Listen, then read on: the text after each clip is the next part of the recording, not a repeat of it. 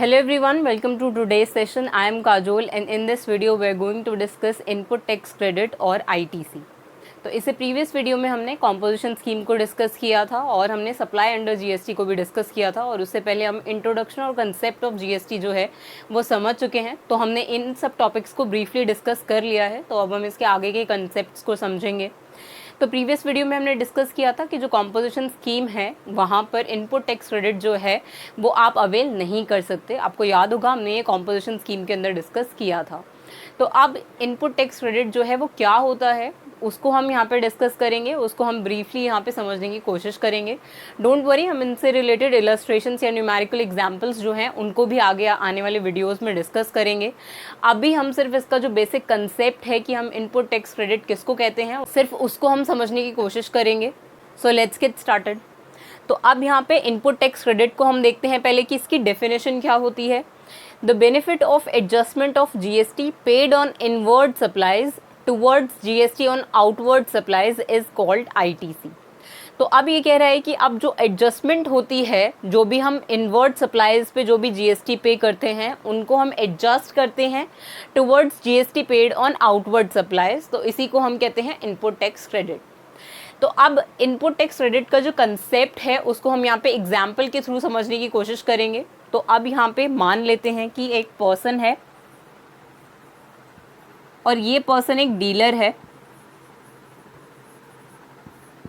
तो अब अगर यहाँ पे कोई भी डीलर होगा तो उसको अपना जो बिजनेस है वो रन करने के लिए पहले क्या करना पड़ेगा, उसको पहले जो है वो मटेरियल परचेज करना पड़ेगा। वो पहले जो प्रोडक्ट्स रिक्वायर्ड होंगे उसको वो प्रोडक्ट्स वो पहले परचेज करेगा, उसके बाद ही वो सेल कर सकता है उन प्रोडक्ट्स को।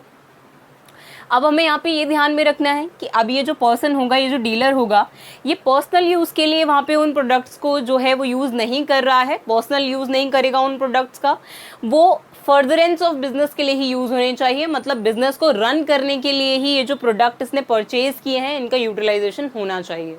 तो इसीलिए यहाँ पे आईटीसी की जब आप डेफिनेशन को पढ़ेंगे, जो बुक में आपको डेफिनेशन मिलेगी, तो यहाँ पे मैं आपको बता दूं कि मैं यहाँ पे KM बंसल सर की बुक जो है उसको रेफ़र कर रही हूँ, जिसका नाम है जीएसटी एंड कस्टम लॉज। तो आप भी इस बुक को रेफ़र कर सकते हैं।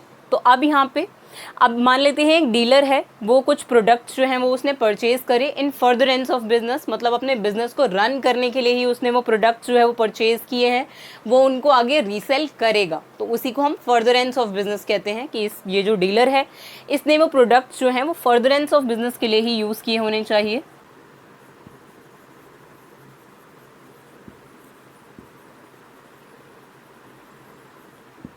फर्दरेंस ऑफ बिजनेस के लिए ही वो जो प्रोडक्ट उसने परचेज करे उसका यूटिलाइजेशन होना चाहिए। तो अब हमने यहाँ पे देखा कि कोई भी डीलर अगर उसको आगे अपना बिजनेस रन करना है तो पहले वो प्रोडक्ट्स को परचेज करेगा, और ये हम पहले भी डिस्कस कर चुके हैं कि जो उसने परचेज करी होगी उस पर उसने कुछ जीएसटी जो है वो पहले ही पे किया होगा। तो अब क्या होगा कि जब ये यहाँ पर इसका प्रोडक्ट आ जाएगा, जब प्रोडक्ट इसके पास आ जाएगा जीएसटी की पेमेंट करने के बाद, तो अब इस प्रोडक्ट को वो फर्दर सेल करेगा। और अब यहाँ पे वो कस्टमर्स को जब सेल कर रहा होगा अपना प्रोडक्ट, वो जब अपना प्रोडक्ट जो है वो कस्टमर्स को सेल करेगा, उसके बाद वो यहाँ पे कस्टमर्स से टैक्स भी चार्ज करेगा उन प्रोडक्ट्स को सेल करने के लिए in the form of GST. तो अब अल्टीमेटली क्या होगा, जो इसने यहाँ पे टैक्स कलेक्ट किया होगा उस टैक्स को इसे अल्टीमेटली यहाँ पे गवर्नमेंट को पे करना होगा। तो अब ये डीलर जो है उसने पहले प्रोडक्ट्स को परचेज़ किया, उसके बाद उसने उसके ऊपर कुछ जीएसटी पे किया होगा। जब प्रोडक्ट्स उसके पास आए उसके बाद उसने उन प्रोडक्ट्स को रीसेल किया और उस पे उसने कस्टमर से कुछ जीएसटी जो है उसको चार्ज किया। तो अब अल्टीमेटली जो इसके पास ये टैक्स आया है उस टैक्स को इसे गवर्नमेंट को पे करना है।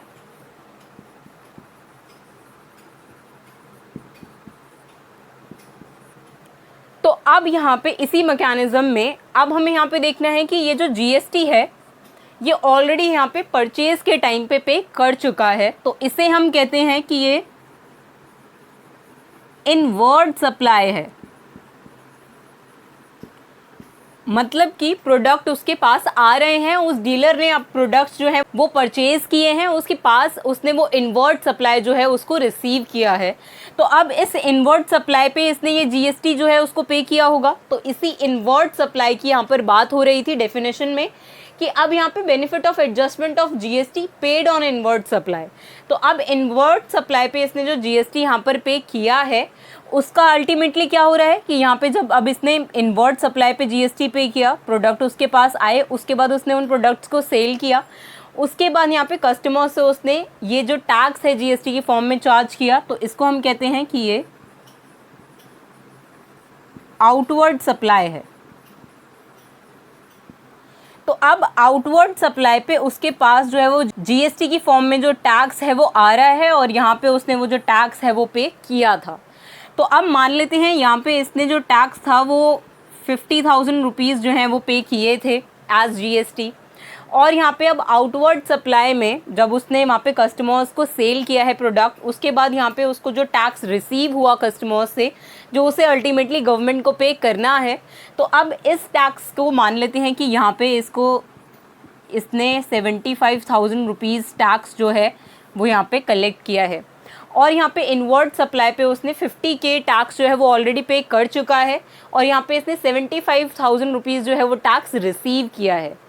तो अब क्या होगा, अब इन्हीं की एडजस्टमेंट को कह रहे हैं हम कि अब इसने GST paid on inward supply, जो इसने जीएसटी पे किया था इनवर्ट सप्लाई पे, towards GST on outward supplies, अब इसने जो ये जीएसटी पे करना है 75,000 जो कि अल्टीमेटली गवर्नमेंट को पे करेगा।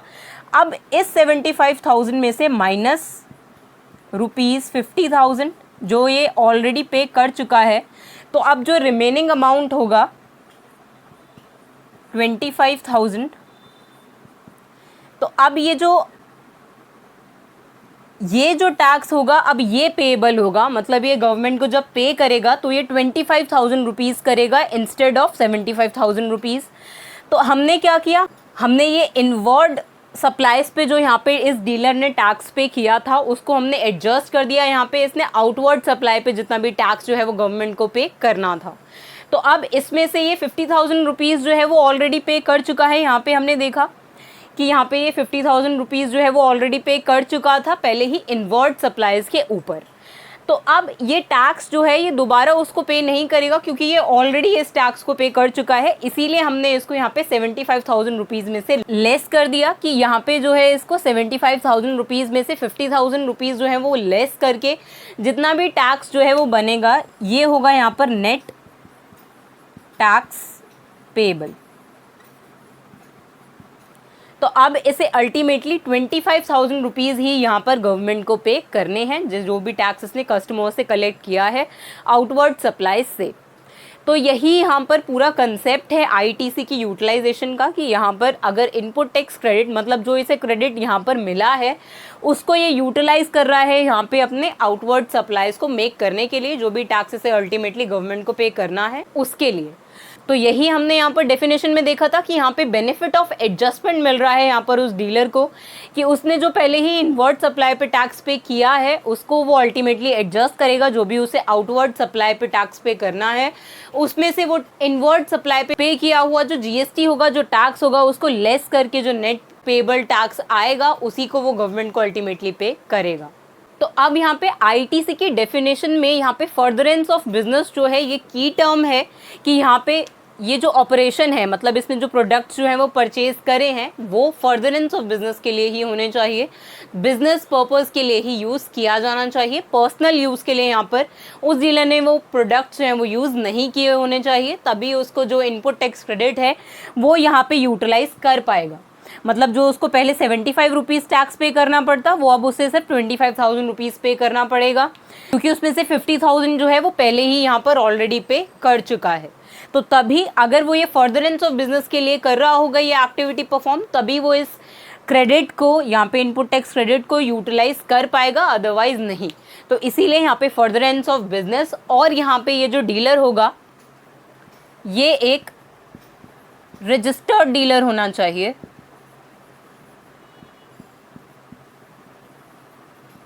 तभी यहाँ पर ये जो डीलर होगा वो अपना इनपुट टैक्स क्रेडिट जो है उसको यूटिलाइज कर पाएगा, अदरवाइज नहीं। तो आई होप आपको यहाँ पे इस एग्जाम्पल से ये समझ में आ गया होगा कि कैसे इनपुट टैक्स क्रेडिट का जो मैकेनिज्म है वो कैसे परफॉर्म होता है, क्या इसका पर्पस होता है और क्या बेनिफिट होता है डीलर्स को और गवर्नमेंट को भी। तो इससे हमने यहाँ पे देखा, यहाँ पे अगर यहाँ पे ये जो डीलर है वो 75,000 रुपीज़ ही गवर्नमेंट को पे करता, तो इसमें आपको याद होगा हमने कास्केडिंग इफेक्ट पढ़ा था, टैक्स ऑन टैक्स। तो अब यहाँ पे ये जो 75,000 रुपीज़ है इसमें से हमने 50,000 को लेस किया, क्योंकि ये टैक्स जो है वो ऑलरेडी पे कर चुका है। आपको याद होगा ये हमने पहले भी डिस्कस किया था जब हम कंसेप्ट ऑफ जीएसटी को पढ़ रहे थे, और उसके बाद हमने उसके बेनिफिट्स को भी डिस्कस किया था, जिसमें हमने यहाँ पे कास्केडिंग इफेक्ट पढ़ा था कि यहाँ पे टैक्स ऑन टैक्स जो है उसी को मिटिगेट हो रहा होता है, तो इससे यहाँ पे इंडस्ट्रीज को भी ऐसे ही फायदा होता है। तो अब यहाँ पे हमने देखा एग्जाम्पल के थ्रू कि यहाँ पे ये जो डीलर है इसको टैक्स ऑन टैक्स जो है वो पे नहीं करना पड़ा, और इसका जो नेट टैक्स पेबल निकला वो यहाँ पे 25,000 रुपीज़ ही आया, जो ये अल्टीमेटली गवर्नमेंट को पे करेगा इंस्टेड ऑफ 75,000 रुपीज़। तो आई होप यहाँ पे आपको आईटीसी का जो कंसेप्ट है वो समझ में आया होगा। तो अब हम आगे डिस्कस करेंगे कि यहाँ पर आईटीसी इज़ अवेलेबल फॉर, कि अब किसके लिए आईटीसी जो है वो अवेलेबल होता है, इनपुट टैक्स क्रेडिट जो है वो अवेलेबल होता है। तो फर्स्ट है यहाँ पर बिजनेस पर्पसेस। तो जैसे कि हमने यहाँ इस एग्जाम्पल में भी डिस्कस किया कि फर्दरेंस ऑफ बिजनेस है, बिजनेस को रन करने के लिए ही वो जो डीलर होगा वो प्रोडक्ट को परचेज करेगा, उनको यूटिलाइज करेगा, पर्सनल यूज़ के लिए नहीं। तो यही यहाँ पर है कि बिजनेस पर्पसेस के लिए ही वो ट्रांजैक्शन होनी चाहिए, उस पर टैक्स पेमेंट होनी चाहिए, जो कि यहाँ पर हमने देखा कि इनवर्ड सप्लाईज पे जो उसने टैक्स पे किया, तो अब ये जो इनवर्ड सप्लाई है, जो प्रोडक्ट उसके पास आए उसको फर्दर सेल करेगा इसी पर्पस पे, यही पर्पस होना चाहिए वहाँ पे उन प्रोडक्ट्स को परचेज करने का। तो तभी हम इनको बिजनेस पर्पस के लिए यूटिलाइजेशन मानेंगे और तभी यहाँ पर आईटीसी जो है वो अवेलेबल होगा उस पर्टिकुलर डीलर के लिए। नेक्स्ट है यहाँ पे टैक्सेबल सप्लाईज। तो अब वो जो सप्लाई होगी, मतलब यहाँ पे जो ये प्रोडक्ट होगा वो यहाँ पे टैक्सेबल होना चाहिए, मतलब वो एग्जेम्प्टेड प्रोडक्ट जो है वो नहीं होना चाहिए कि उस प्रोडक्ट पे जो है वो जीएसटी पेबल नहीं होता। वो जो प्रोडक्ट है वो एक्चुअली एग्जेम्प्ट है, उसके ऊपर जीएसटी जो है वो इम्पोज नहीं किया जाता, तो ऐसा यहाँ पर नहीं होना चाहिए। इसीलिए यहाँ पर लिखा है कि ये टैक्सेबल सप्लाई होनी चाहिए, तभी हम कह सकते हैं कि यहाँ पर वो जो डीलर है वो आईटीसी उसके लिए अवेलेबल है और उसको वो यूटिलाइज कर सकता है, ऐसे कि वहाँ पे जो उसका आउटवर्ड सप्लाई पे जो उसको टैक्स जो है वो पे करना है वो अब उसको यहाँ पे एडजस्ट कर सकता है। तो अब यहाँ पे वो टैक्सेबल सप्लाई हमने देख लिया। फॉर जीरो रेटेड सप्लाई, अब जीरो रेटेड सप्लाई भी है तो उसके अगेंस्ट भी यहाँ पे आईटीसी जो है वो अवेलेबल हो सकता है। These are the taxable supplies but no GST is payable। Taxable supplies ही मानते हैं हम जीरो रेटेड सप्लाई को भी, लेकिन यहाँ पे कोई भी जीएसटी जो है वो उन सप्लाईज के ऊपर, जीरो रेटेड सप्लाईज के ऊपर एप्लीकेबल नहीं होता। तो ये हम पहले भी डिस्कस कर चुके हैं। तो अब यही तीन चीज़ें हैं जिनके ऊपर यहाँ पे आईटीसी जो है अवेलेबल होता है। बिजनेस पर्पज़ के लिए होनी चाहिए वो ट्रांजैक्शन या एक्टिविटी, टैक्सेबल सप्लाई होनी चाहिए, वो प्रोडक्ट जो है वो एग्जेम्प्टेड नहीं होना चाहिए। फॉर जीरो रेट सप्लाई के लिए भी यहाँ पे हम जो आईटीसी है वो अवेल कर सकते हैं। अब ITC is not available for, अब आईटीसी जो है वो यहाँ पे इन चीज़ों के लिए अवेलेबल नहीं होता। किसके लिए? Non business purposes. Non business purposes का मतलब यहाँ पे पर्सनल यूज़ भी होता है, कि यहाँ पे अगर कोई पर्सन है वो पर्सनल यूज़ के लिए, मान लेते हैं इस डीलर ने कुछ प्रोडक्ट्स परचेज करे थे, तो उसके ऊपर यहाँ पे वो आईटीसी जो है वो अवेल नहीं कर पाएगा, वो बिजनेस पर्पज़ के लिए ही होना चाहिए।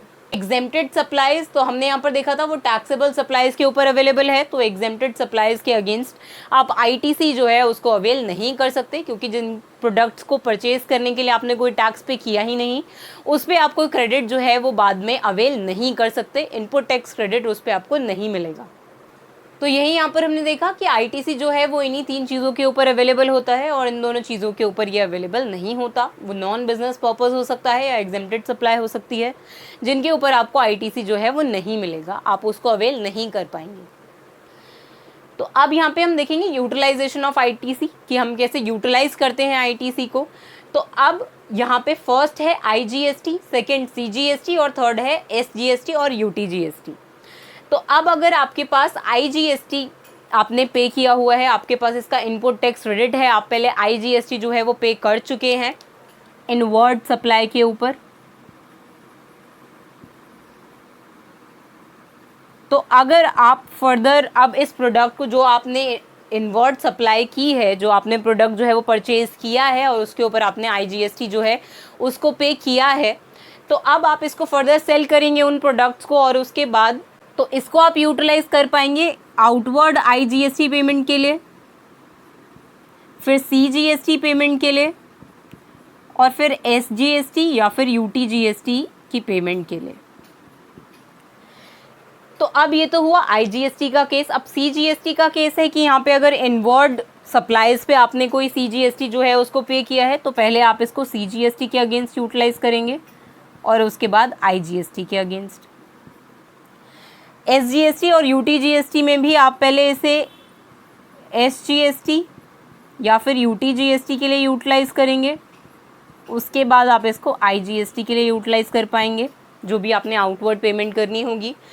तो अब यहाँ पे आप CGST जो इनवर्ड सप्लाई पे आपने CGST जो पे किया है उसको आप यूटिलाइज नहीं कर पाएंगे SGST के अगेंस्ट, और ऐसे ही आप यहाँ पे SGST जो भी इनवर्ड SGST आपके पास है उसको आप यूटिलाइज नहीं कर पाएंगे CGST के अगेंस्ट। तो आप इसको सिर्फ यूज़ कर सकते हैं कि CGST आपने पहले CGST के अगेंस्ट ही यूज़ करेंगे, उसके बाद IGST के अगेंस्ट, और यहाँ पे सिर्फ IGST के केस में ही ऐसा होगा कि यहाँ पे आप इसको IGST के अगेंस्ट पहले यूज़ कर पाएंगे, CGST के अगेंस्ट भी, और SGST और UTGST के अगेंस्ट भी। तो अब इसको सिंपल लैंग्वेज में समझने के लिए कि हम ये यूटिलाइजेशन की बात कैसे कर रहे हैं, तो इसको भी हम एक एग्जाम्पल से समझने की कोशिश करते हैं। तो अब यहाँ पे हम एक एग्जाम्पल लेते हैं इसको समझने के लिए, यूटिलाइजेशन को समझने के लिए। मान लेते हैं एक डीलर है और अब इसके पास इनपुट टैक्स क्रेडिट जो है वो अवेलेबल है 1,60,000 रुपीज़ इन IGST। तो अब मान लेते हैं यहाँ पे इस डीलर ने जो है वो प्रोडक्ट्स जो हैं वो इंटर स्टेट सप्लाई में रिसीव करे हैं, मतलब किसी और स्टेट से उसने वो जो गुड्स होंगे वो रिसीव किए होंगे, तो इसीलिए वहाँ पे उसने IGST जो है वो पे किया होगा। तो इसने यहाँ पे 1,60,000 रुपीज़ जो है वो यहाँ पे इसके पास इनपुट टैक्स क्रेडिट जो है वो अवेलेबल है एज IGST। तो अब क्या होता है कि वहाँ पे जब अब ये इन प्रोडक्ट्स को सेल करेगा, उसके बाद यहाँ पे इसने कुछ टैक्स जो है वो यहाँ पे रिसीव किया होगा कस्टमर्स से, जिसकी ये पेमेंट अल्टीमेटली जो है वो गवर्नमेंट को करेगा। तो अब इसने आउटवर्ड सप्लाई किया होगा, जिस पे मान लेते हैं इसने इंटर स्टेट और इंट्रा स्टेट दोनों ही सप्लाईज किए हैं। तो ये हम पहले भी डिस्कस कर चुके हैं कि यहाँ पे अगर इंटर स्टेट सप्लाई होती है तो उस केस में फिर IGST की पेमेंट होती है, और अगर इंट्रा स्टेट सप्लाई होता है तो उसमें CGST, SGST और UTGST जो है वो पेबल होता है।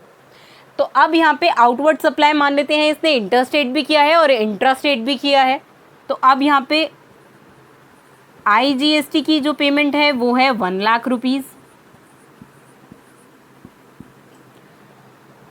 CGST की जो होगी वो है 50,000 रुपीज़, ऐसे ही SGST और UTGST की पेमेंट भी यहाँ पे 50,000 रुपीज़ इसे करनी है। तो अब यहाँ पे हम यूटिलाइजेशन को समझने की कोशिश कर रहे थे कि हमने यहाँ पे देखा कि IGST जो है इनवर्ड सप्लाई पे जो भी IGST यहाँ पे अवेलेबल होगा, जैसे कि हमने यहाँ पर देखा कि यहाँ पे इनपुट टैक्स क्रेडिट जो कि इनवर्ड सप्लाई पे यहाँ पे इसने पे किया होगा वो यहाँ पे 1,60,000 रुपीज़ है एज IGST। तो अब यहाँ पे ITC जो है वो एज IGST अवेलेबल है, तो उसको पहले यूटिलाइज करेंगे against IGST, then against CGST, and जो रिमेनिंग अमाउंट होगा वो अगेंस्ट SGST और UTGST।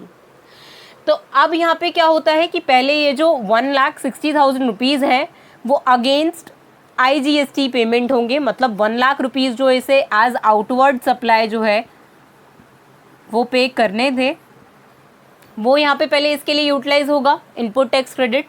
तो 1,60,000 रुपीज़ में से 1,00,000 जो है वो इसके अगेंस्ट IGST की पेमेंट के अगेंस्ट यहाँ पे यूटिलाइज हो जाएगा, और यहाँ पे फिर इसका बैलेंस निल हो जाएगा।